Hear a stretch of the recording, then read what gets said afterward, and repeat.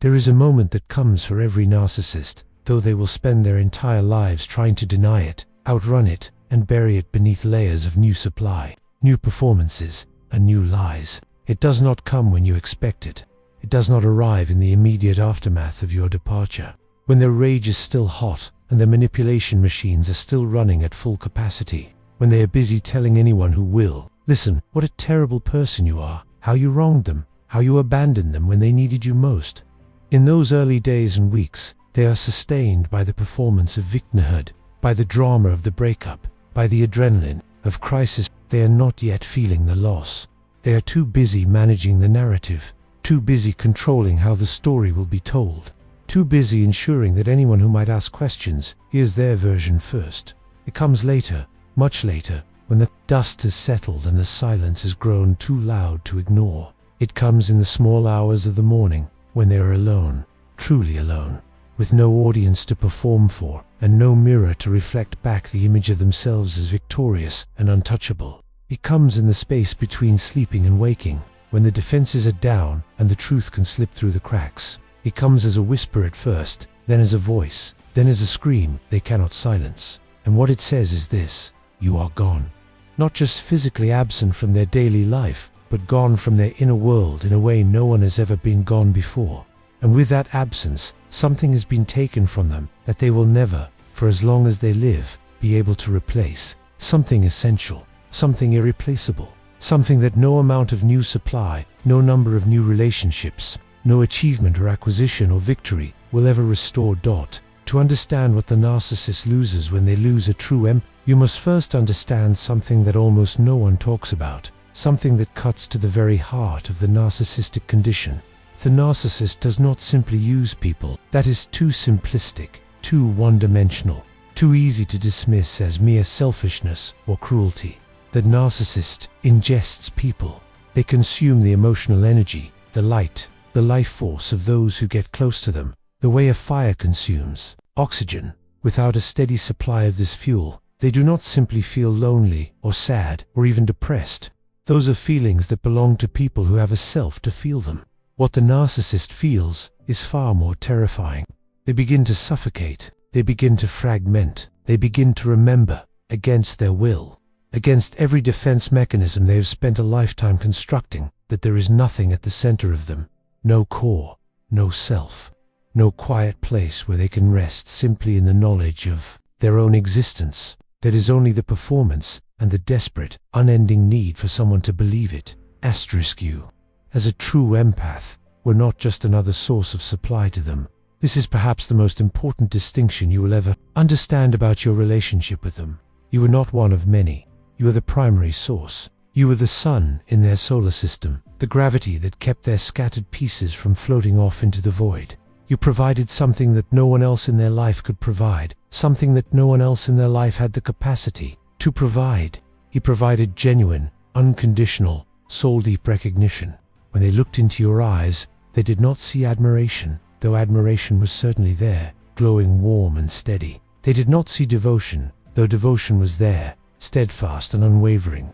They saw something far more terrifying and far more essential. They saw themselves reflected back as worthy of love. And for someone who has spent their entire life feeling fundamentally unworthy, fundamentally flawed, fundamentally unlovable, that reflection is the most addictive drug in existence. It is not just a nice feeling, it is survival. It is the difference between existing and ceasing to exist. In the beginning, you gave them this reflection freely. You gave it without even knowing you were giving it, because giving is what you do. It is your nature. You saw past their bravado, past their lies, past their manipulations, past the carefully constructed facade they had spent decades perfecting, and you glimpsed the wounded child hiding in the shadows. You saw the fear, the shame, the desperate hunger for connection that they could never admit to wanting, and you extended compassion toward that child. You believed that with enough love, enough patience, enough forgiveness, that child could be healed. You believed that beneath all the damage, all the defense mechanisms, all the cruel things they did and said, there was a person worth saving. This was your gift and your curse.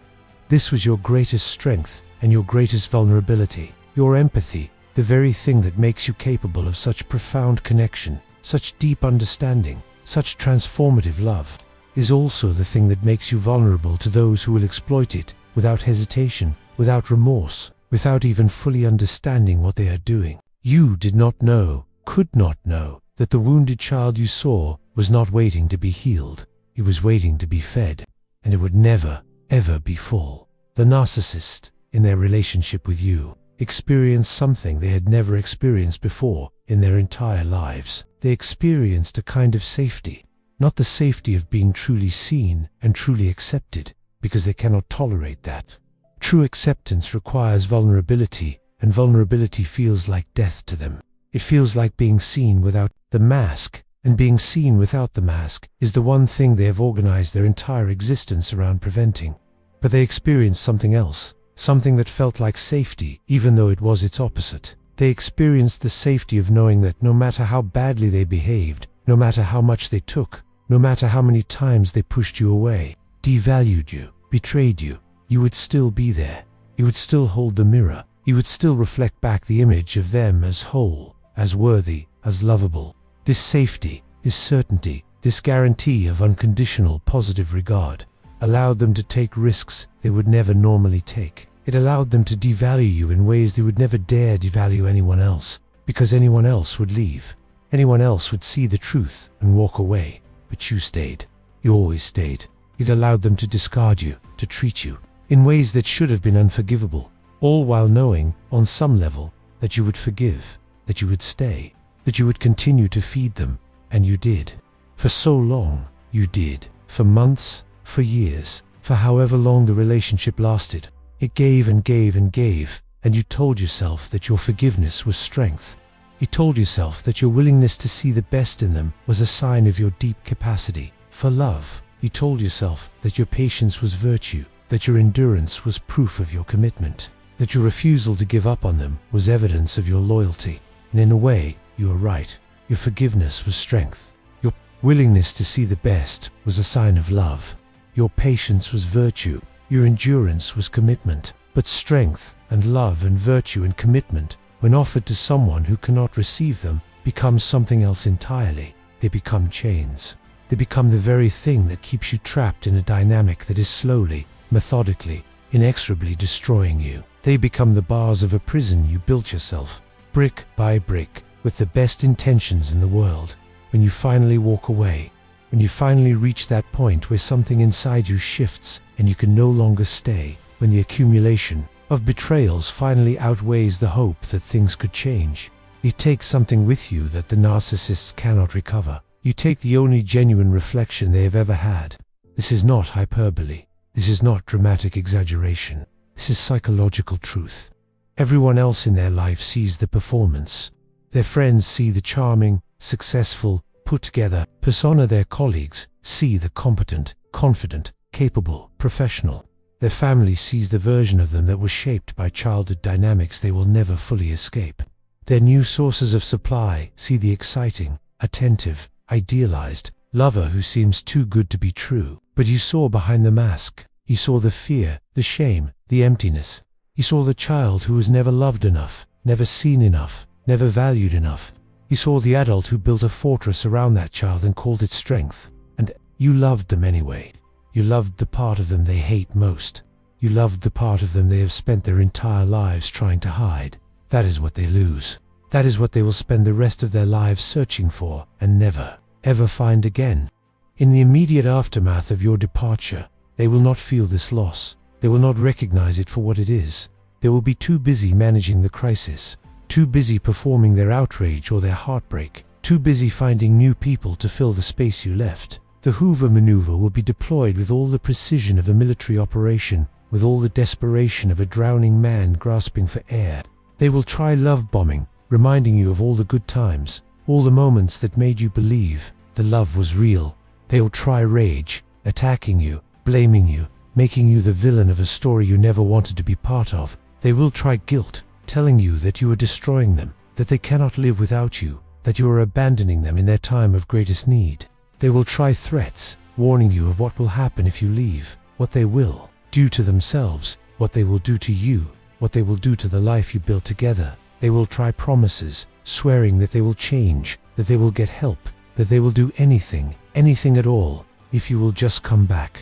And in the moment, they may even believe it. Because in the moment, the withdrawal is real. The absence of your reflection creates a pain they cannot name and cannot tolerate, and they will say anything, do anything, to make it stop. But you do not respond. You hold your boundary. You stay gone. You resist the pull of the trauma bond. That is screaming at you to go back, to try again, to give them one more chance. Days pass. Weeks pass. Months pass. And eventually, the hoovering stops. The messages cease. The threats fade. The promises are forgotten. On the surface, it appears that they have moved on. They have a new partner, a new life, a new story. They are telling themselves and anyone who will listen. They have convinced the world, and perhaps even themselves, that you were the problem. That you were the unstable one. That they are better off without you. They post pictures on social media looking happy and carefree. They show up at events with their new subplot on their arm, laughing, charming, apparently thriving. Anyone looking from the outside would think they have never been better. But beneath the surface, beneath the carefully curated images and the well-rehearsed stories, something else is happening. Something they cannot control and cannot escape. Something that will follow them into every relationship, every achievement, every moment of apparent success for the rest of their lives. In the quiet moments, when the new supply is asleep and the performance can pause for just a moment, the truth seeps in. In the space between phone calls and social engagements, when there is no one there to reflect back the image of them as whole, the silence speaks. They remember your face. They remember your voice. They remember the way you looked at them in those rare, unguarded moments when the love between you felt real, when the walls came down and something genuine passed between you. They remember the safety of your presence, the warmth of your acceptance, the peace of being with someone who asked nothing more than to love and be loved. And they remember, with a clarity that cuts like a knife, that you were the only person who ever truly saw them, the only person who ever loved them, not for what they could do for you, not for how they made you feel, not for the status or security or excitement they provided, but simply for who they were, or rather, for who you believed they could be. This is the haunting. This is the wound that will never heal. This is the ghost that will sit beside them in every empty room, in every quiet moment, in every relationship that follows, because they know, in the deepest part of themselves, the part they have spent their entire lives trying to silence, that they destroyed the only real connection they will ever have. They know that they took your love, your patience, your forgiveness, your hope, your faith, and they trampled it underfoot in service of a hunger that can never be satisfied. They know that the person they are now performing for, the new supply that is currently dazzled by their charm and captivated by their attention, does not see them the way you saw them, cannot see them the way you saw them, because the new supply has not earned that sight. The new supply has not walked through the fire with them, is not forgiven them 100 times, is not loved them through their darkest moments, is not stood by them when anyone else would have walked away. The new supply is seeing the performance, and the performance is all they will ever see. And so the narcissist begins a search they do not even recognize as a search. They move from person to person, from relationship to relationship, from supply source to supply source, always hoping that the next one will give them what you gave them. They chase the feeling of being truly seen without ever admitting that is what they are chasing. They look for your qualities in other people, your warmth, your depth, your capacity for unconditional acceptance. They try to recreate the dynamic you had, the safety you provided, the reflection you held, but it never happens. It cannot happen, because what you gave them was not a function of who you were with them. It was not a role you played or a service you provided. It was a function of who you are, your empathy, your depth, your capacity for unconditional love.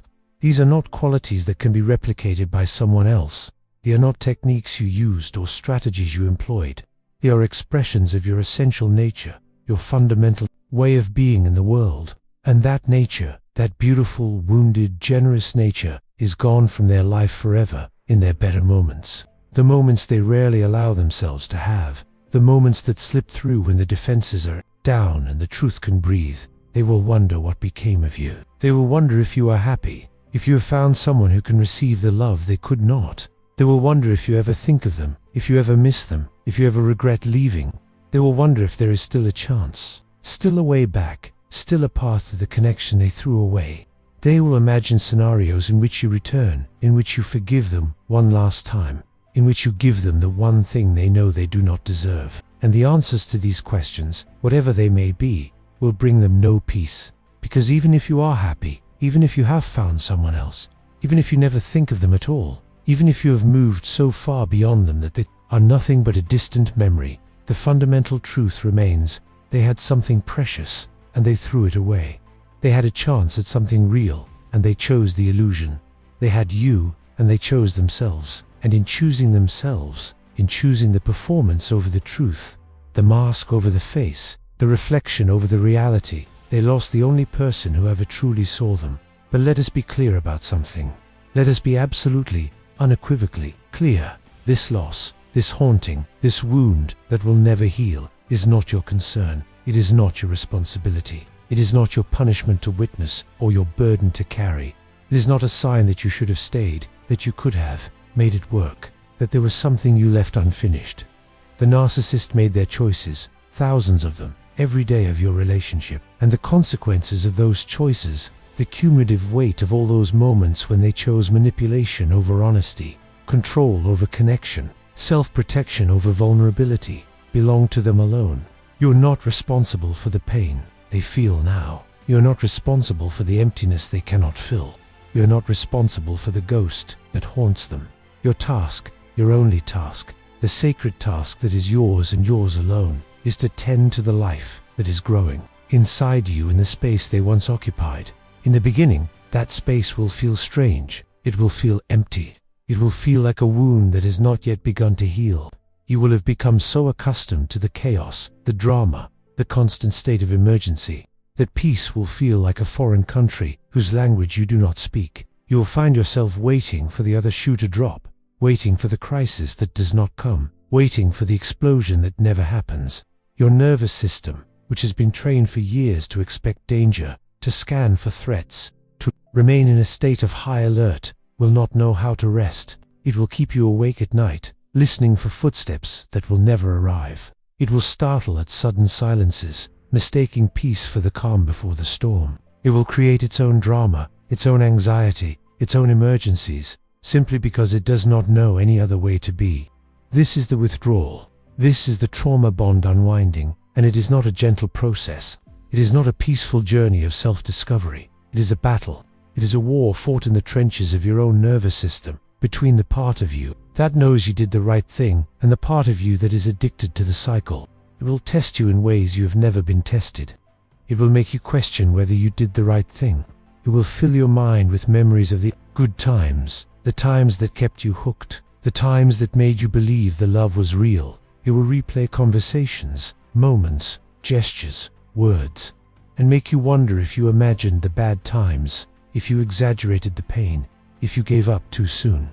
It will whisper to you that maybe you could have tried harder, maybe you could have loved better, maybe you could have saved him if you had just given a little more. Do not listen. The voice that whispers these things is not your voice. It is not the voice of wisdom or truth or love. It is the voice of the bond that was forged in the fire of intermittent reinforcement. The bond that was designed to keep you trapped. The bond that was built on a foundation of hope and manipulation and the desperate human need to believe in the possibility of change. The good times were real, but they were real only for you. For them, the good times were simply the price of admission, the bait that kept you on the hook, the investment that ensured a continued return. They did not love you in the good times. They used you. And the difference between love and use is the difference between night and day, between life and death, between freedom and imprisonment. As you move through the withdrawal, as you allow yourself to feel the grief and the anger and the confusion and the loneliness without trying to escape them, without trying to numb them, without trying to replace them with something or someone else, something remarkable begins to happen. It does not happen quickly. It does not happen it happens slowly, imperceptibly, the way dawn breaks over the horizon, one photon at a time, until suddenly the world is flooded with light. You start to remember who you were before them. You start to reconnect with the parts of yourself that you buried in order to survive the relationship. You start to hear your own voice again, not the voice that was constantly monitoring, constantly adjusting, constantly trying to keep the peace, constantly apologizing for existing, but your real voice. the one that knows what you want and what you believe and what you value and what you will no longer tolerate. You begin to understand, perhaps for the first time in your life, that your empathy was never a weakness, it was never a flaw, it was never something to be ashamed of or to hide, or to protect yourself from. It was a gift that they exploited, yes, a gift that they used against you, absolutely, a gift that caused you immense pain, without question. But that does not make it any less of a gift. Your ability to feel deeply, to connect genuinely, to love without condition, to see the best in people, even when they show you their worst. These are not flaws. They are not mistakes. They are not vulnerabilities to be eradicated. They are the very qualities that make you capable of the kind of love that most people can only pretend to feel. They are the qualities that will, one day, when you are ready, allow you to experience a connection so profound, so real, so mutual, that everything you have suffered will become the foundation upon which it is built. But that is for later. That is for the future. When the healing is further along and the wounds have scarred over and the lessons have been integrated. For now, your task is simpler and harder. Your task is to stay gone. Your task is to maintain the boundary you have fought so hard to establish. Your task is to sit with the discomfort of withdrawal and trust, against all evidence, against every instinct that screams at you to go back, that it will pass. Your task is to rebuild the self that was dismantled in the service of someone else's survival. Your task is to learn, perhaps for the first time, what it means to be alone without being lonely, to be by yourself without being empty, to be in your own company without needing someone else to fill the silence. And as you do this, as you slowly and painstakingly piece yourself back together, one memory at a time, one feeling at a time, one day at a time, you will notice something extraordinary. The world begins to feel different. The colors are brighter, the air is cleaner, the sounds are sharper. The constant, low-grade anxiety that lived in your chest for so long, that became so familiar you stopped noticing it, begins to fade. You no longer walk on eggshells. You no longer monitor moods. You no longer hold your breath waiting for the next explosion. You no longer scan every word for hidden meaning, every silence for impending danger. You simply breathe. And in that breath, you find a peace you had forgotten was possible. A peace you may never have known was possible. A peace that is yours and yours alone. The narcissist, meanwhile, is still running. They are still performing. They are still chasing the next source of supply, the next mirror, the next person who will make them feel whole for a little while. They are still trapped in the prison of their own making, still haunted by the ghost of the person who walked away, still terrified of the silence that follows them wherever they go. They may find new people, new adventures, new distractions, new achievements, new acquisitions. They may accumulate wealth, status, admiration, everything the world tells them should make them happy. But they will never find what they are truly looking for, because what they are truly looking for does not exist in the external world. They are looking for a self, and a self cannot be found in the eyes of another. A self cannot be acquired or achieved or accumulated.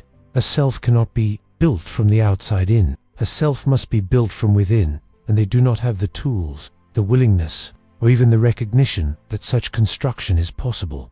You are building that self now. Every day that you stay away, every boundary that you hold, every moment that you choose yourself over the familiar pull of the trauma bond, you are building.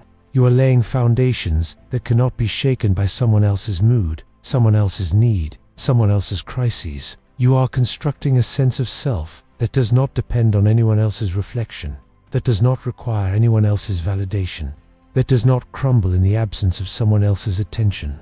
You are becoming someone who knows their own worth, not because someone reflected it back to them, but because they have discovered it for themselves, in the quiet moments, in the difficult moments, in the moments when no one is watching and no one is applauding and no one is there to tell them who they are. This is the victory that the narcissist can never experience.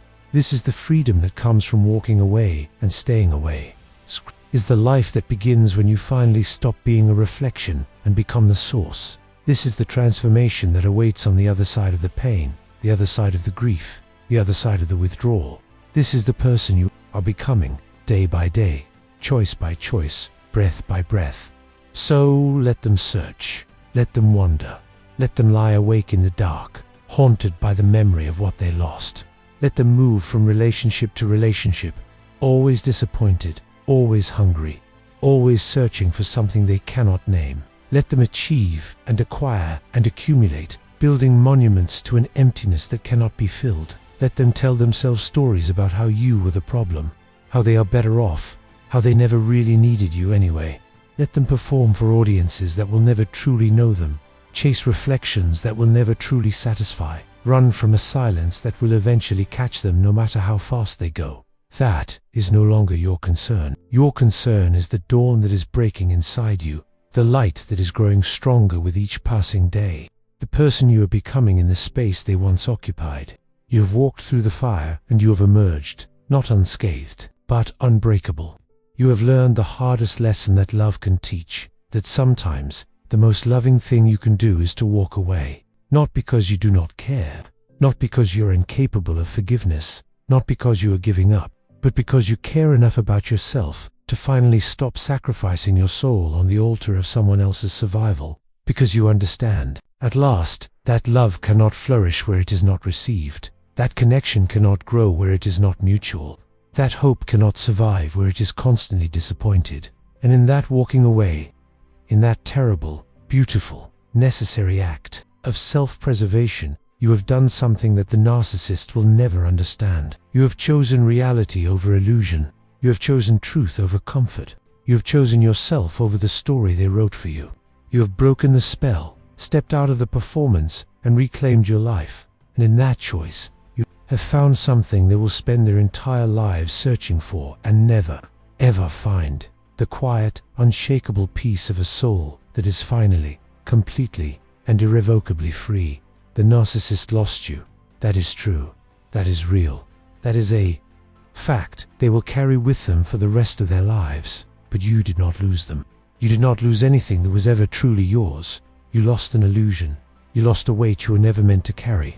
You lost a story that was never really yours to begin with.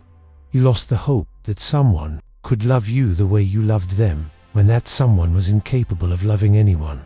And in that loss, in the ashes of everything you thought you had, you found something far more valuable than anything they could ever give you. You found yourself, not the self they wanted you to be, not the self that served their needs, not the self that reflected their image, but yourself, the self that was there before them, waiting patiently through all the years of chaos and compromise, and the self that knew, even when you could not hear it, that you deserved more, the self that whispered to you in the darkest moments, telling you to hold on, to keep going, to trust that there was another side to all of this.